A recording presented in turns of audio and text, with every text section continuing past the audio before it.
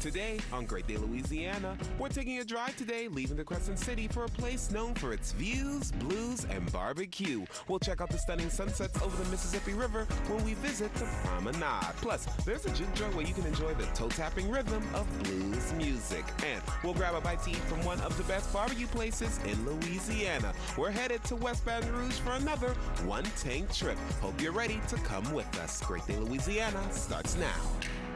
Louisiana, what's better than a good day? A great day. Get ready for a brand new day. Yeah. Good things gonna come our way. Yeah. Get ready for a brand new day. Yeah. Yeah, yeah.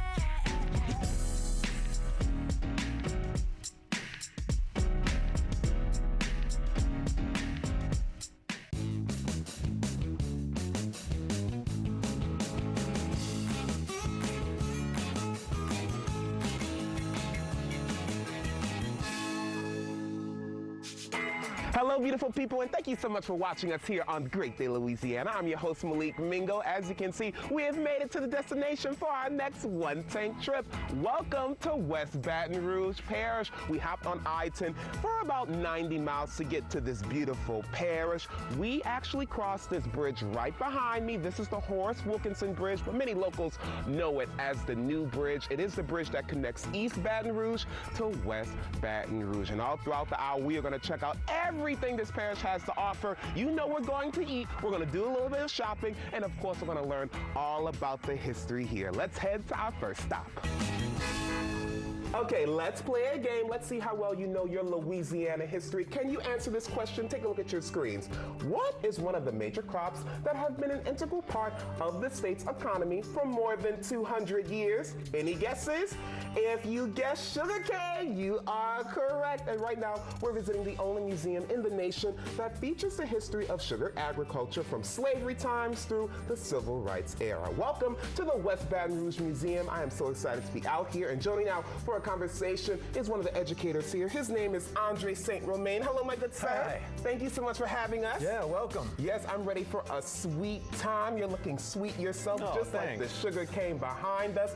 I am so excited to talk to you about this museum because, yes, it's called the West Baton Rouge Museum, but apparently to a lot of locals, this is known as the Sugar Museum? Yep, that's our nickname. Why?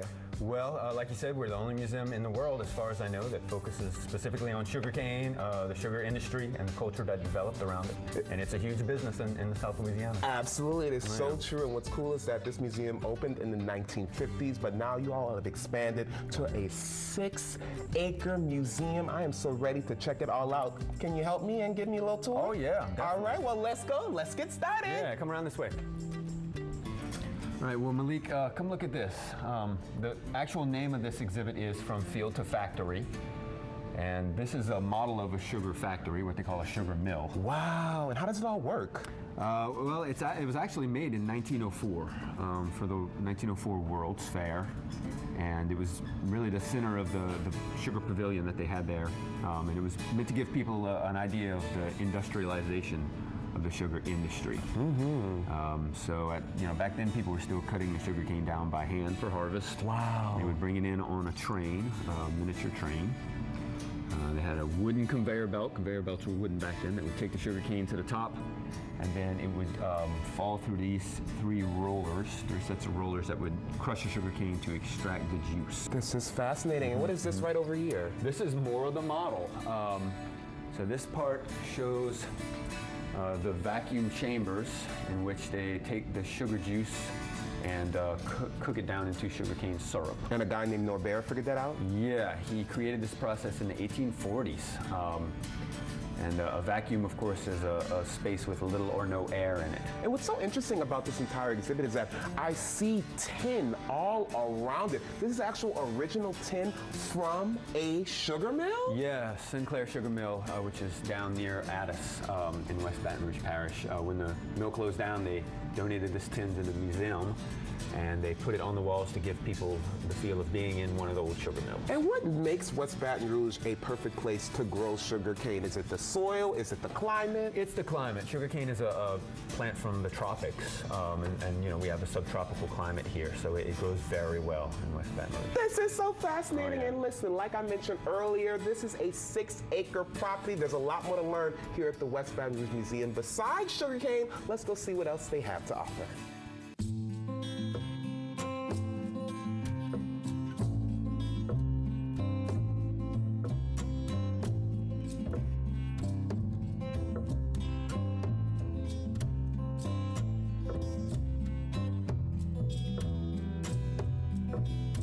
This is a plantation home. Andre, tell me a little bit more about the family who lived here. Yeah, well, the Landry family was responsible for having the home built in 1830, and they lived here in the 1830s and 40s.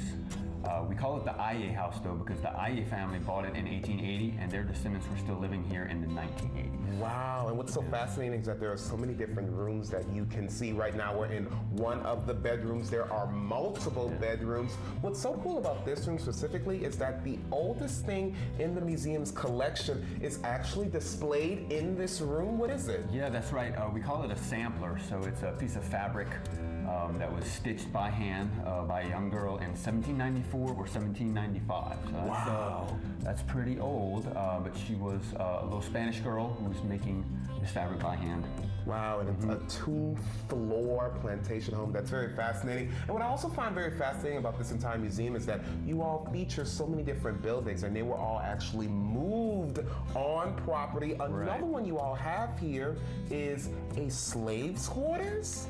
Yeah, all the buildings were moved here from sugarcane plantations within the parish, so none of them came from very far off. But we do have a home that was built in the 1850s, and it was for enslaved people. And tell me about what that looks like. What can you see in there? Oh, it's a pretty small home that would have nonetheless had quite a few people living in it back in the 1850s and 1860s.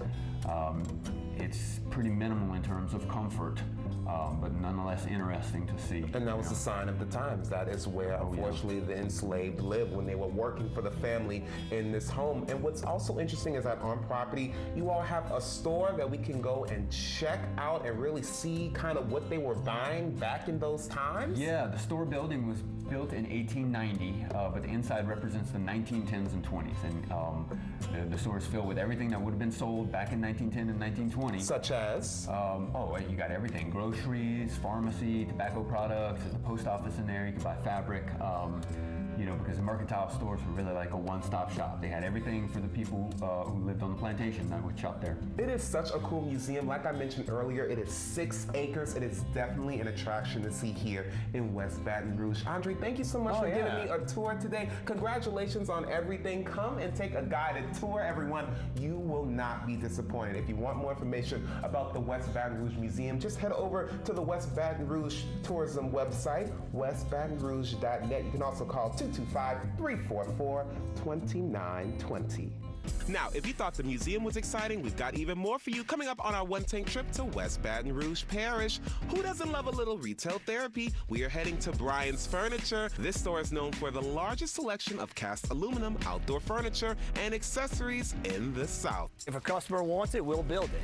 Plus, what's a one-tank trip without a food pit stop? They're combining Cajun and barbecue flavors over at Couillon's. We'll find out why their smoked meats and homemade sauces are mouth-watering. Then, we are headed to the Po' Boy House to see their fresh take on the classic sandwich. They've got 35 years under their belt. And there's more to see at the West Baton Rouge Museum. We're headed to the Juke Joint.